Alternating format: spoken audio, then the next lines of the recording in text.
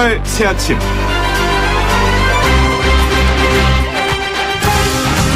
빌 게이츠가 인정한 승부사 손정희가 또다시 투자 실패를 인정하게 됐습니다. 1981년 일본 후쿠오카의 허름한 목조 건물에서 사과 개짝을 연단 삼아 24살의 손정희가 소프트뱅크를 창업할 당시만 해도 그가 30년 후에 자회사 117개, 투자회사 73개, 순매출 2조 7천억 엔의 거함이 될 거라고 믿는 이는 아무도 없었죠. 그러나 소프트뱅크 그룹은 올해 3분기에만 7천억 엔, 우리나라 돈으로 약 7조 6,852억 원이 넘는 적자를 내면서 악화일로를 겪고 있습니다. 세계는 넓고 할 일이 많다면서 깨어있는 시간의 3분의 1을 해외에서 보내고 재계순위 2위까지 도약했던 김우중 전 대우그룹 회장 역시 갑작스런 부친의 부재로 소년가장이 되어 맨주먹으로 회사를 일구고 대한민국을 쥐락펴락했던 인물 중 하나였습니다. 하지만 김 전 회장은 분식회계 혐의로 도망자 신세가 되었다가 유죄를 선고받고 17조 원의 추징금을 남긴 채 세상을 떠났습니다. 그럼에도 불구하고 손정희 회장과 김우중 전 회장은 삶이란 불굴의 의지와 용기로 도전하는 것임을 몸으로 실천했던 상징적 인물들이 아닐까 싶습니다. YTN 라디오 노영의 출발 새 아침, 우리도 용기와 도전의 현장으로 들어가 보겠습니다.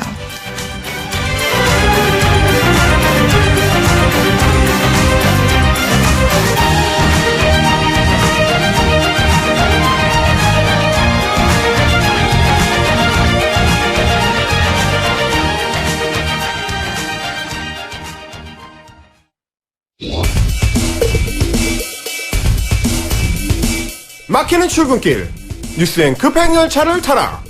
헬마 뉴스. 네, 답답한 출근길 진짜 뉴스를 시원하게 뚫어드리는 헬마 뉴스. 오늘도 헬마우스 임경미 작가 나와 계신데요. 안녕하세요. 안녕하세요. 저는 몰랐는데 우리 헬마우스 임경미 작가님이 엄청 유명하시더라고요. 제가요? 미초문인데요? 네, 그래요? 네. 자, 그럼 얼마나 유명한지 한번 얘기 들어보면서 중간중간 하겠습니다. 네. 첫 번째 소식은 차기 총리 지명을 둘러싼 얘기 이거네요. 예, 어제 이제 청와대가 이낙연 국무총리의 후임으로 정세균 전 국회의장을 검토한다는 소식, 이게 이제 전해지면서 좀 시끌시끌했습니다. 네. 특히 어제 정 전 의장이 인사검증 동의서를 제출했다고 알려지면서 이제 본격적인 검증 작업에 들어가는 거구나. 이렇게 되면은 차기 총리로 정 전 의장이 사실상 굳어지는 거 아니냐, 이런 기류가 지금 흐르고 있습니다. 네, 사실 정세균 전 의장, 그 다음에 또 원혜영 오선 의원 민주당에 뭐 여러분들이 거론이 되긴 했었었는데요. 그럼에도 불구하고 민주당 중진 김진표 의원이 총리가 될 거란 얘기가 계속해서 나왔지 않습니까? 근데 갑자기 왜 기류가 바뀌었나요? 며칠 전만 해도 김진표 의원으로 사실상 굳어졌다, 이제 이런 얘기들 나왔었는데, 최근에 시민단체하고 민주노총 등 이제 진보 진영 쪽에서 약간 반대론이 커지면서 김 의원 본인이 좀 부담을 느꼈다. 그래서 지난 주말에 고사했다는 이제 전언이 좀 전해지고 있습니다. 총선이 이제 얼마 안 남았기 때문에 자칫하면은 지금 정권의 핵심 지지층이 좀 흔들릴 수 있다, 이런 걱정이 좀 있었던 것 같습니다. 그런데 김진표 의원 같은 경우는 경제통으로도 알려져 있고 현재 문재인 정부에서 또 경제에 엄청 집중하고 있는 상황이기 때문에 왜 이렇게 반대하는가, 이런 의아심을 가지는 분도 계시더라고요. 아마 이제 뭐 민주노총이나 이런 노동계 쪽에서는 약간 좀 더 보수적인 경제관을 가지고 있지 않느냐, 이런 걱정이 좀 있었던 것 같습니다. 네, 그렇죠. 그리고 종교인 과세에 대해서도 사실은 좀 반대 의견을 내기도 했었기 때문에 여러 가지 측면에서 좀 얘기가 있던 것 같네요.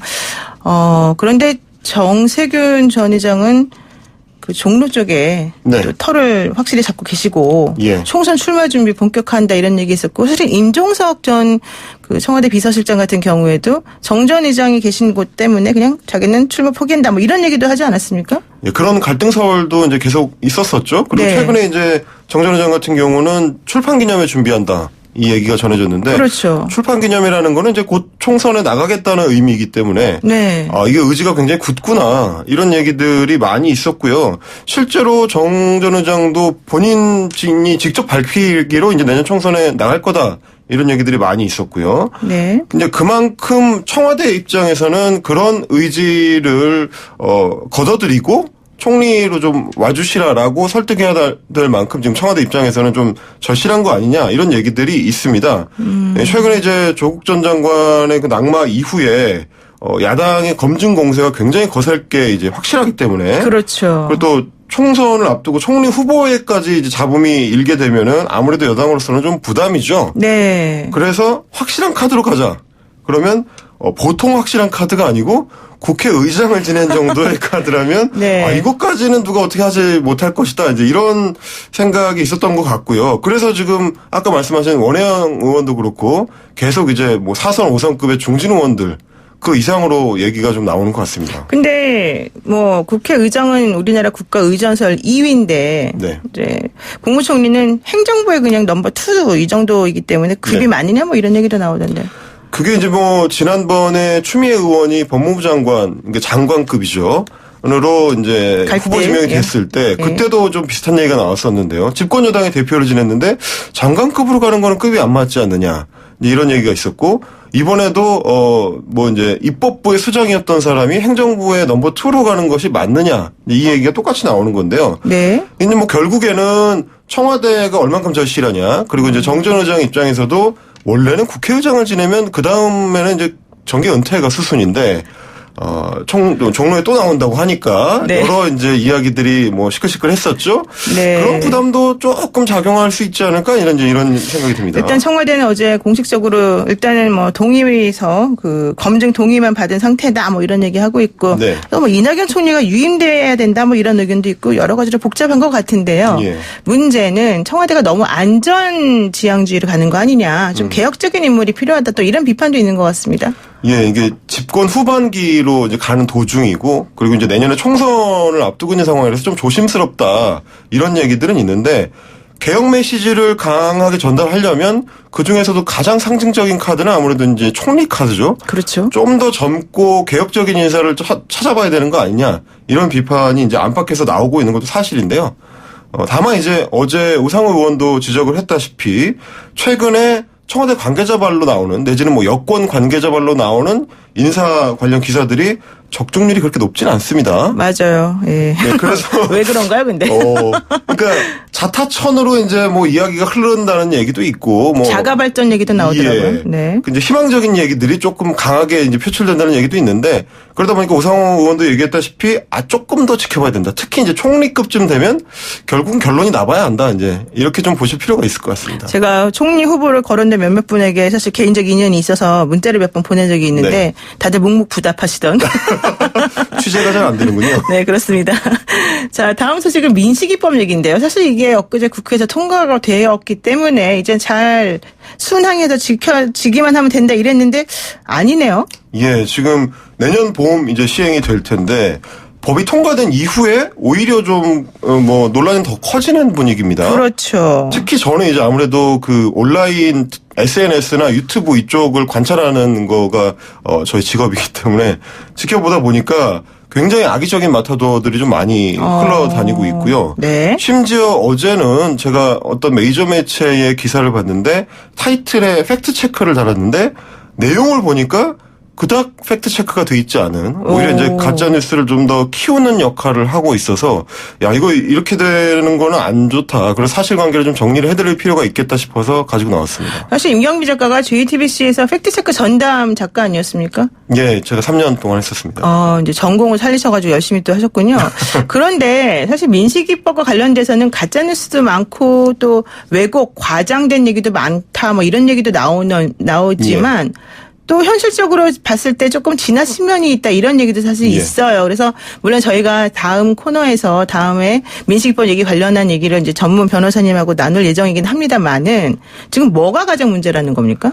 그러니까 가장 좀 악의적으로 퍼지는 얘기들 중에 하나가 그 CCTV 화면 자동차 사고 현장을 찍은 CCTV 화면을 잘라가지고 네. 그 영상에 이제 글을 덧붙이는 방식으로 많이 만들던데요. 다치면 무조건 징역 1년 이상, 죽으면 무조건 징역 3년 이상. 이거는 제가 이제 모 만화가로 활동했던 모 파워 유튜버 네. 악의적인 페이스북 게시물을 올린 거를 봤는데 네. 당연히 이런 정도의 내용은 사실이 아닙니다.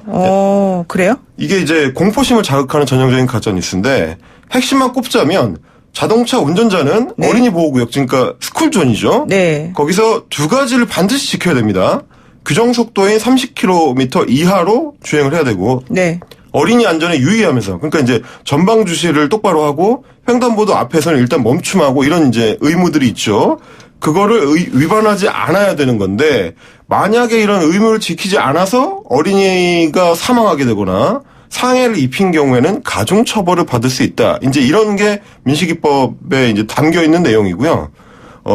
이런 의무를 다하지 않고 사망 사고를 일으키면 3년 이상 징역에 처해지는 건 사실인데 죽으면 무조건 징역 3년 이상. 이거는 사실이 아닙니다.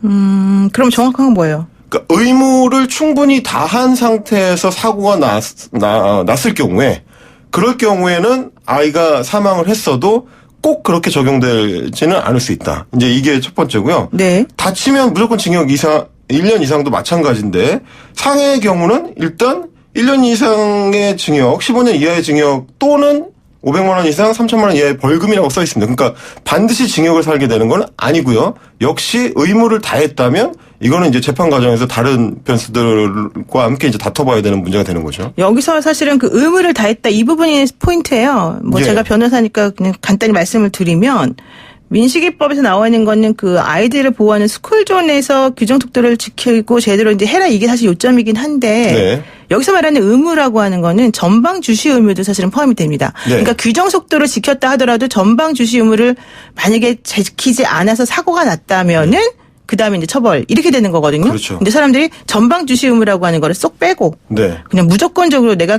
법 규정을 지켰는데 30km를 달렸는데 아기가 갑자기 튀어나와서 다쳤다. 그럼 왜 나한테 자꾸 처벌을 하려고 하느냐? 이제 이게 사실은 문제가 되는 거잖아요. 그러니까 사실 전방 주시 의무라는 게 이제 운전하시는 분들은 잘 아시겠지만 그거를 똑바로 안 한 상태에서 사고가 났을 때는 제동 거리가 일단 문제가 됩니다. 그렇죠. 이번에 이제 민식이 같은 경우도 차가 바로 서지를 못 해가지고 6m를 이제 밀고 간. 그건 속도가 엄청 빨랐다는 얘기가 되는 건데요. 그렇죠. 그러니까 말하자면 아이와 직접 접촉한 거를 당장은 눈치를 못 챘다는 의미일 수도 있기 때문에 그게 얼마나 중요한지를 간과하는 경우가 많은데 사실은 엄청나게 중요한 문제죠. 그렇죠. 그리고 또 하나 중요한 거는 민식이법이 뭐 처벌 대상으로 삼고 있는 그 자체는 원래 특가법에서도 중과실 대상이거든요. 그렇죠. 그러니까 오히려 이제 민식이법은 원래 있었던 규정을 좀 더 이제 처벌 규정을 강화해서 더 신경을 많이 써라. 네. 저 이제 의무를 다하기 위한 노력을 해라. 이제 이런 의미 정도로 보시면 되겠습니다. 네, 그렇군요. 마지막 하나만 짧게 짚겠습니다. 한국당에서 총선에서 있을 그 공천 배제 원칙을 어제 말했는데 예. 또 하필이면 박찬주 전 대장 논란이 되었던 예. 그분이 또 한국당에 입당했네요. 예, 이게 이제 입대를 하시면 좀 곤란하실 수가 있기 때문에 죄송합니다. 그분이 네. 입당을 하셨습니다. 이제 네. 그러니까 어제 한국당에서는 입시나 채용, 병역 비리는 물론이고 사회적 무리를 일으켰거나 막말을 한 인사 이런 사람들은 원칙적으로 공천에서 배제하겠다 이런 발표를 했습니다. 네. 어떻게 보면 굉장히 이제 강한 이 공천 방침인데 문제는 어제 입당을 한 그 박찬주 전 육군대장이 딱 여기에 걸릴 수도 있는 인사다.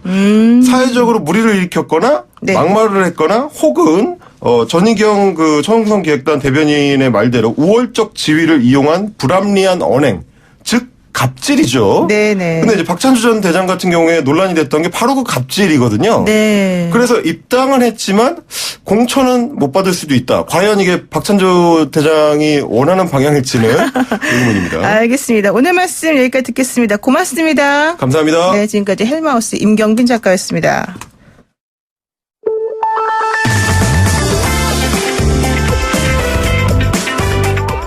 영희와 함께하는 슬기로운 출근길 노영희의 출발 새 아침은 청취자 여러분과 함께 만들어갑니다.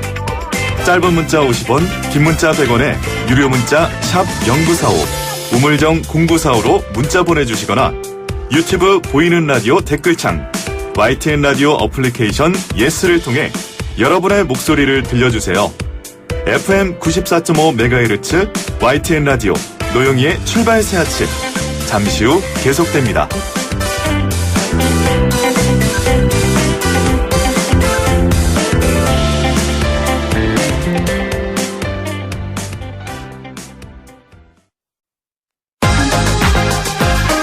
아침을 시작하는 슬기로운 방법.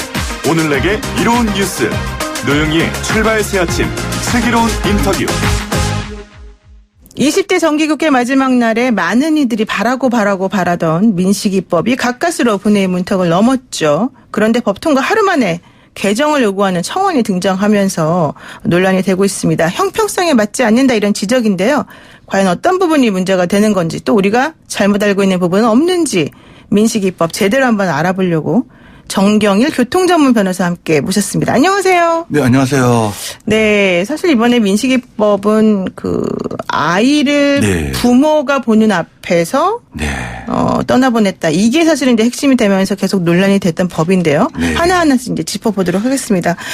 우선 민식이법 법안의 주요 내용이 정확히 뭡니까? 네, 먼저 어린이 보호구역 내에서 과속 단속 카메라 그리고 과속 방지턱, 네. 신호등 설치를 의무화하는 도로교통법 그리고 어린이 보호구역 내에서 운전자의 과실로 어린이를 사망이나 상해에 이르게 한 경우 가중처벌하는 특정 범죄 가중처벌 등에 관한 법률 일부 개정안을 말하는 것입니다. 네, 그렇군요. 지금 우리 방송 들으시는 애청자 여러분들께서도요. 단문 50원, 장문 100원의 유료 문자 샵 0945 우물정 0945로 의견 보내주시면 제가 저희 지금 변호사님께 한번 제대로 여쭤보겠습니다.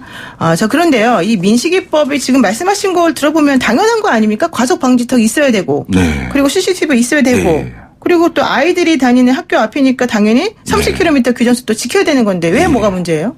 그러니까 이제 과속 방지턱이나 단속 카메라 설치가 의무화가 되어 있었던 것이 아니기 때문에 네. 없는 것이 많았습니다. 네. 비용적인 문제 있었겠지만 그런 부분하고 그다음에 이제 특정 범죄 가중처벌 등에 관한 법률 같은 경우에는 기존에도 교통사고 처리 특례법에 따라서 부상이나 사망에 이른 경우에는 5년 이하의 금고 2천만 원의 벌금형이 처해지도록 되어 있습니다. 그렇죠. 네. 이 부분으로 해결이 안 되는 부분이 있기 때문에 어른이든 아이든 부상이든 사망의 인원이 1명이든 10명이든 일률적으로 교통사고 처리 특례법에 따라서 5년 이하의 금고 2천만 원의 벌금형이 처해지도록 되었습니다. 이 부분을 없던 죄를 만들자는 것은 아니고 더 가중처벌하자는 취지로 이제 부상하고 사망하고 나눠가지고 부상 같은 경우에는 1년 이상 15년 이하 그리고 벌금 500만 원에서 3천만 원까지 사망 같은 경우에는 3년 이상 무기징역형까지 처해지도록 처벌이 강화된 것입니다. 그러니까 사람들이 이제 좀 논란을 자꾸 얘기하는 부분 중에 하나가 바로 3년 이상 무기징역까지 이 부분인 네. 것 같은데 이거 좀 사실 세다 이런 느낌이 들긴 합니다. 예, 맞습니다. 어떻게 보면 윤창호법하고 법정형은 똑같습니다. 위험운전 치사죄와. 윤창호법이라고 하면 음주운전 관련된 맞습니다. 법이죠. 예. 그래서 보통 이야기를 하시는 분들이 그거하고 법정형이 같다는 게 말이 되냐. 여기까지도 이야기가 나옵니다.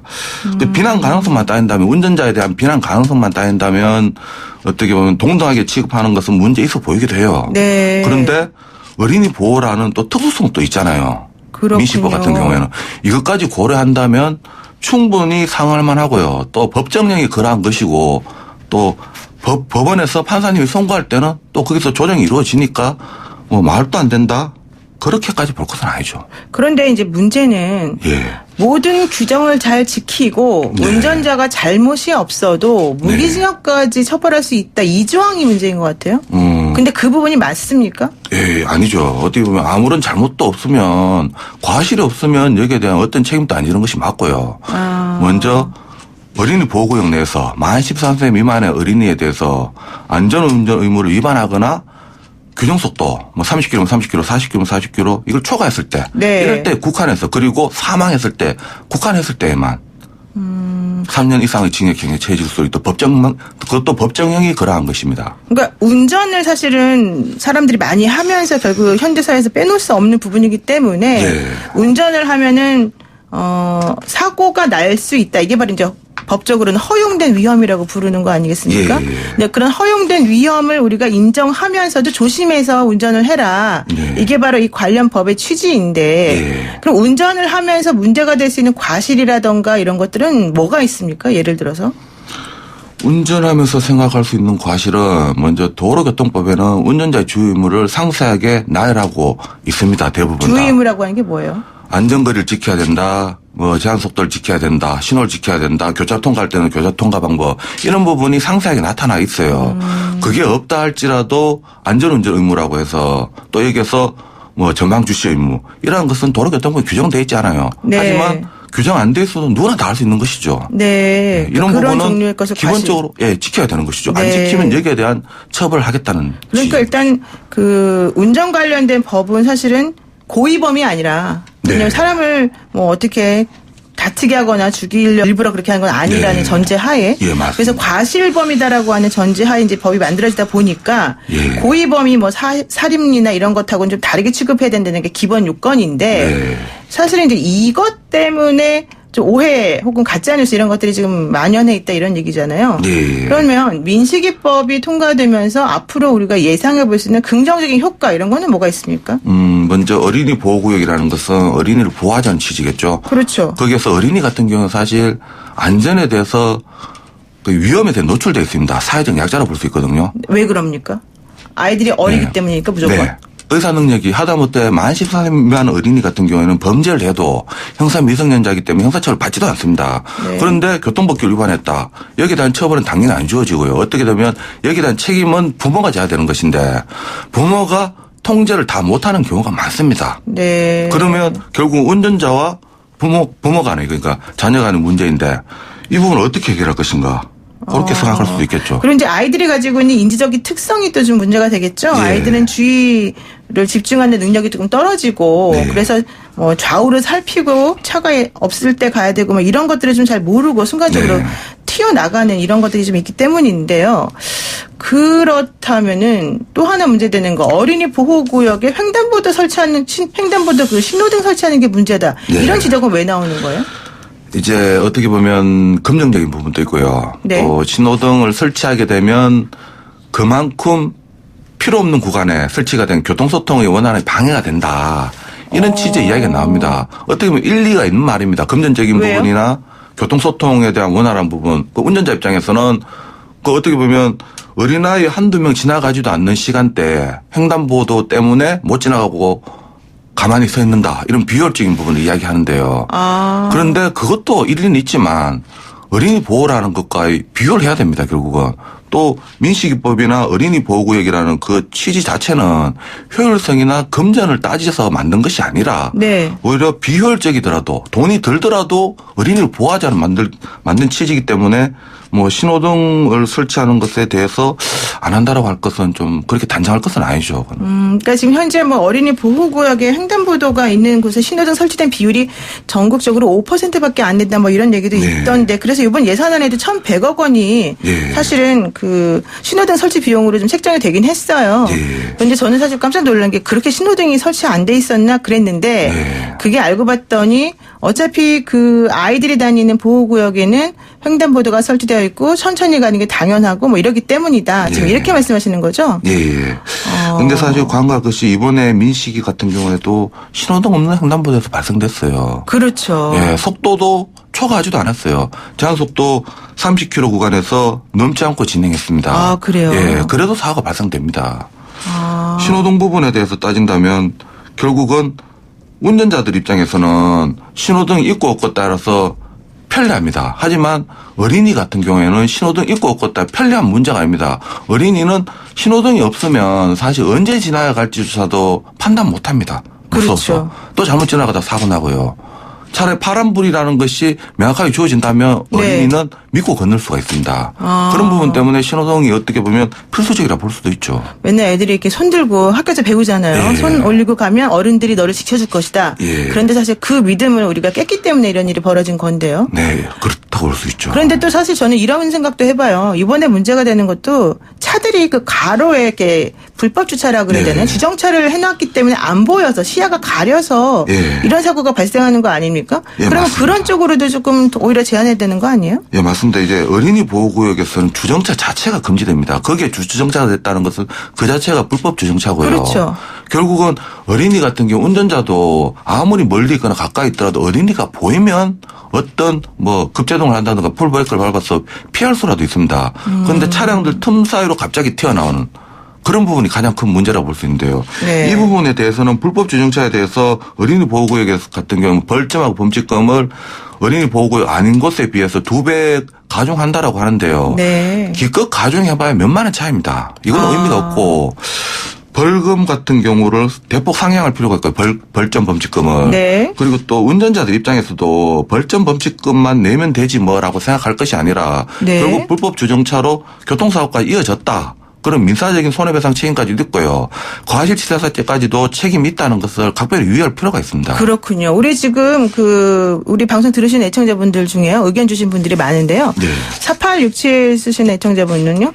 민식이법으로 운전자를 처벌하는 것에만 몰두하기보다는 어린이 보호구역 내에 학부형들 불법 주정차보다 단속하는 게 더 필요합니다. 이런 얘기 주셨고요. 그리고 또 특히 어린이 보호구역을 지날 때는 경적을 단체로 누르면서 달리는 건 어떨까요? 이런 얘기도 지금 사실 하셨고요.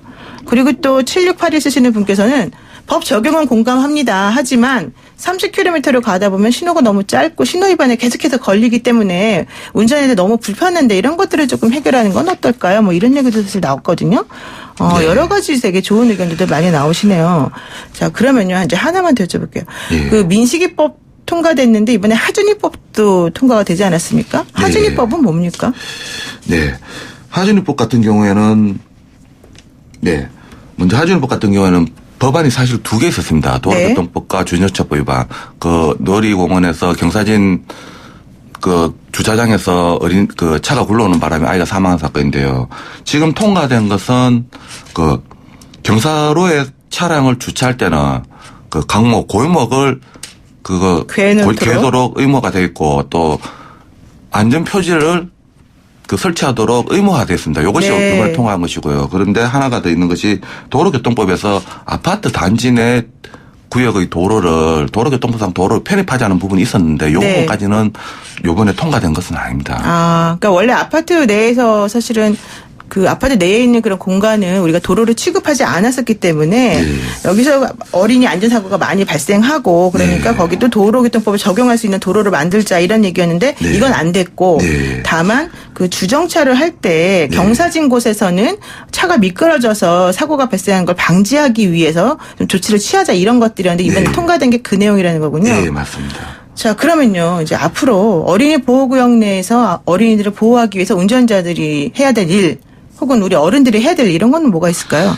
결국은 생각 변환이 가장 큽니다. 사실 어린이 보호구역을 해가지고 몇 킬로 이렇게 되는 것이 아니거든요.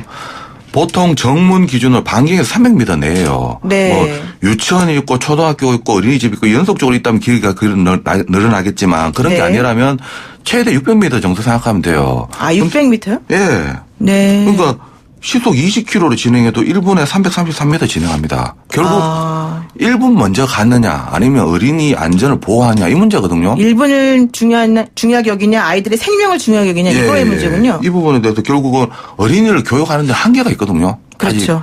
의사 능력이 확립된 것이 아니기 때문에 그렇죠. 또 부모 입장에서도 통제를 못할 때가 있어요. 운전자가 각별히 유의할 필요성이 있죠. 네, 맞습니다. 지금 8978 쓰시는 우리 애청자분 아이들을 보호한다는 취지 정말 찬성합니다. 하지만 사고가 안 나게 미리 예방하시는 법을 만드는 게 더 중요한 게 아닌가 생각이 듭니다. 네, 이런 말씀 주셨는데요. 정말 좋은 의견인 것 같습니다. 앞으로 우리도 이런 거에 좀 각별히 신경 써야 될 것 같고요. 오늘 말씀 여기까지 듣겠습니다. 네, 고맙습니다. 아이고, 고맙습니다. 네, 지금까지 정경일 교통전문 변호사였습니다. 네, 유튜브로 주근선님께서도요, 사고 나는 거 보면 거의 뛰어나와서 방황 운전하기 어려워요. 아이들에게 뛰지 말라고도 교육시키면 좋겠습니다. 이런 의견 주셨고요. 노영의 출발새 아침 2부에서는요, 더불어민주당 우상호 의원과 함께 하겠습니다.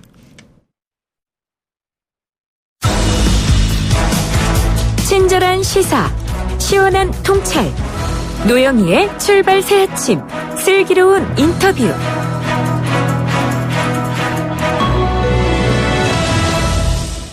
네, 임시국회 첫날이었던 어제 일단 본회의가 열리지 않았죠.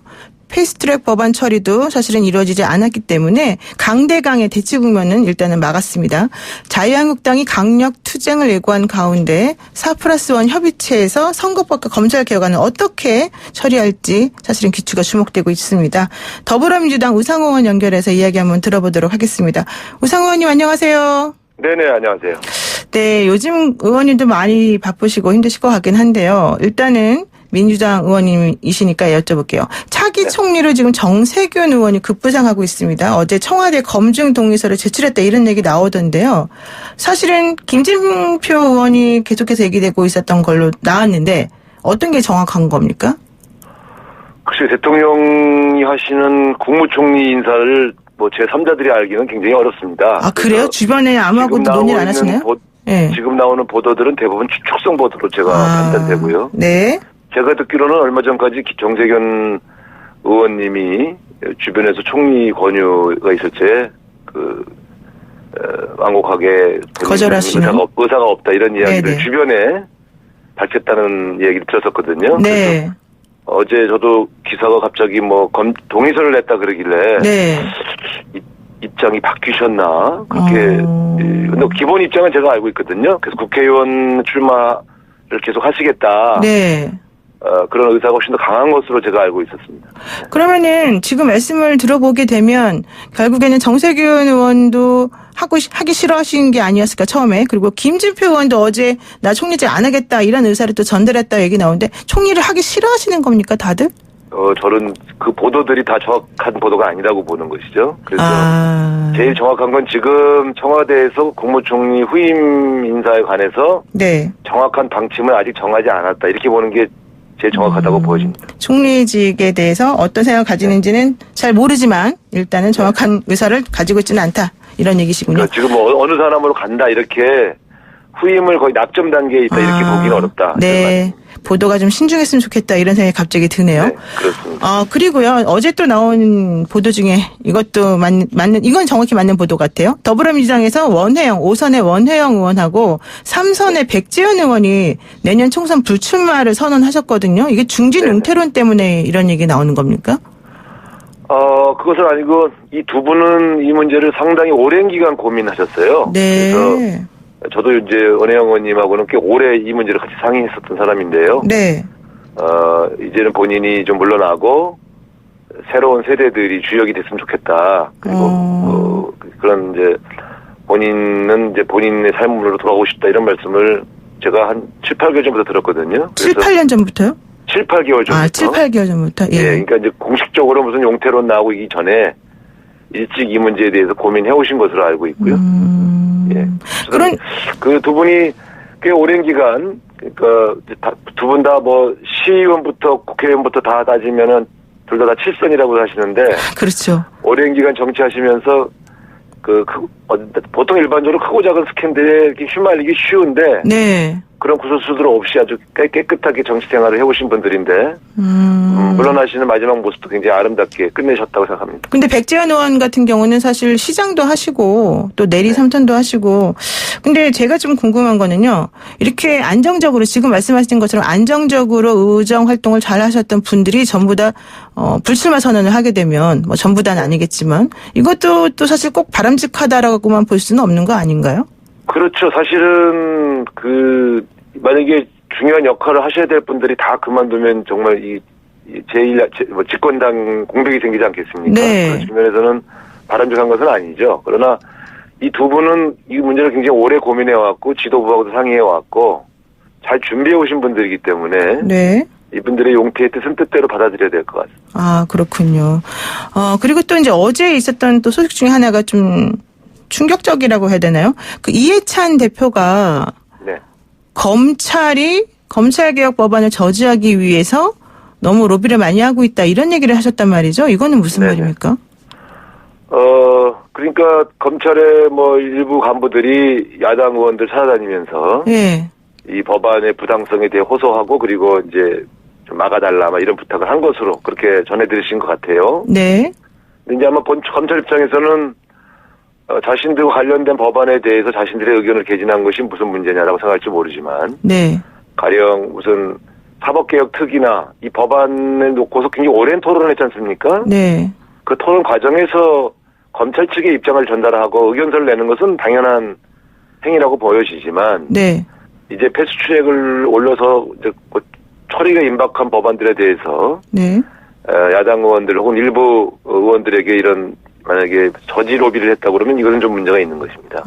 근데 사실 법무부에서도 검찰 개혁안에 대해서 반대 입장을 표명하기도 해서 야당이든 여당이든 법조 출신, 검찰 출신 의원들에게 특히 이런 식의 부탁을 좀 많이 했다 이런 얘기 나오는데요. 그렇다면 경찰들은 가만히 있습니까? 경찰도 경찰 출신 의원이나 관계자분들에게 로비하고 이런 건 없습니까? 제가 말씀드린 대로 이 사법개혁특위라든가 법사위 토론 단계에서 검찰과 경찰이 각각 자신들의 의견을 개진하고 의견서를 낸다든가 그렇죠. 또 의원들을 찾아와서 자세한 자신들의 의견을 설명할 기회를 달라고 한다든가 이런 것들은 충분히 진행이 됐습니다. 네. 근데 지금 이제 구체적인 표결을 앞두고 진행되는 로비는 어떤 경우에는 가령 검찰이나 경찰의 수사 대상이 되었던 분들에게는 상당한 압력성 로비가 되는 것이고요. 네. 또 이제 구체적인 표결을 앞두고 특정 정당과 결탁하는 모양을 보인다 그러면 이 자체가 갖고 있는 순수성이 왜곡되는 것이죠. 그런 측면들을 경고한 것이라고 보시면 됩니다. 그러니까 순수한 의견 개진을 막는 게 아니고 네. 이제는 구체적으로 압력성 로비를 한다든가 혹은 결탁성 어떤 대화가 오간다든가 네. 예를 들어 이렇게 도와주시면 우리가 앞으로 잘 해드리겠습니다. 이런 식의 얘기를 한다 그러면 이건 상당히 심각한 문제가 될 수 있죠. 그래서 어느 수준에서 이 얘기가 되는가를 정확히 알 수는 없지만 네. 보통 표결 직전의 로비들은 하지 않습니다. 그건 이해관계가 있는 압력성 이익단체들은 몰라도 네. 저도 국가기관 내에 있는 구성원들이 특정 정당에 집중적으로 네. 이런 로비를 하는 것 자체는 적당해 보이지 않죠. 사실 검찰이나 법무부 전부 다 공무원들이기 때문에 네. 더 큰 문제가 되는 게 아닌가 싶은데요. 조금 그 얘기를 다른 쪽으로 한번 해보겠습니다. 원래 어제 오후 2시에 본회의가 예정돼 있었는데 이걸 취소를 하면서 앞으로 이 4+1 협의체가 어떤 식의 위력을 발휘할 것인가 이 부분에 좀 방점들이 있는 것 같아요. 그런데 네. 사실은 심재철 한국당 원내대표가 원내대표로 선출된 지 얼마 되지 않은 상황에서 네. 그분이 잘 싸우겠다, 좀 협의를 해보겠다라고 말씀하셨는데 이게 너무 무색하게 이 예산안이 처리된 부분이 있다. 이렇게 되면 오히려 팩트나 이런 법안 처리가 더 안 좋아지는 거 아니냐 이런 의견들을 얘기하시거든요. 어떻게 보십니까, 그분은? 그렇지 않고요. 그렇지 않아요? 신재철 원내대표가 되셔서 처음으로 첫 번째 합의가 나왔지 않습니까? 네. 민생법안과 예산안은 통과를 시켜주고, 우리, 정기국회 기간 중에 패스트 트랙은 상정하지 않는다. 네. 저는 그 합의가 자유한국당에서 받아들여졌어야 한다고 봅니다. 결국 그 합의가 받아들이지 않다 보니, 네. 정기국회 마지막 날 파행을 겪은 것이죠. 지금 이인영 원내대표의 기본 생각은 모든 사안을 일단 자유한국당과 협의한다. 네. 이 원칙을 지키고 있거든요. 네. 그래서, 예산안과 예산안 부수 법안들은 사실 그렇게 자유한국당이 극렬하게 반대해야 할 사안들은 아니었습니다. 네. 이미 예결위원장이 김지현 의원인데 그분이 충분히 사실 심의를 이미 해놨거든요. 그래서 제가 볼 때는 이건 되게 명분에 집착해서 저지를 하기 위한 노력을 했는데 그걸 다 알기 때문에 나머지 정당들이 그냥 소위 말하면 반대를 위한 반대를 하는 것을 알기 때문에 이제 4+1 체제를 가동해서 통과를 시켰습니다. 나머지 선거법과 공수처법은 어제 본회의를 취소해 가면서까지 네. 선 자유한국당과의 협상 그리고 후 4+1 체제 가동 이런 전략을 펴고 있는 것이죠. 그래서 네. 지금은 자유한국당과의 협상하고 있는 기간이다 이렇게 보시면 되겠습니다. 그런데 4+1 협의체가 사실은 원내 교섭단체들이 논의하기로 돼 있는 거를 아예 편법으로 지금 막고 있는 것이기 때문에 문제다 이런 얘기도 나오던데요. 그거는 또 앞뒤가 안 맞는 얘기죠. 가령 자유한국당을 협상의 대상으로 인정하지 않고 제외시켜놓고 네. 4+1 체제부터 가동했다. 그러면 그건 그렇게 지적하실 수가 있어요. 그러나 일관되게 지난 한 7, 8개월간 더불어민주당은 자유한국당에게 협상장으로 들어오라고 계속 호소하지 않았습니까? 그리고 협상 테이블을 가동하기 위한 문희상 의장의 노력도 계속됐었죠. 네. 그럴 때마다 선 패스트 트랙 철회를 요청하면서 사실은 협상에 응하지 않았지 않습니까?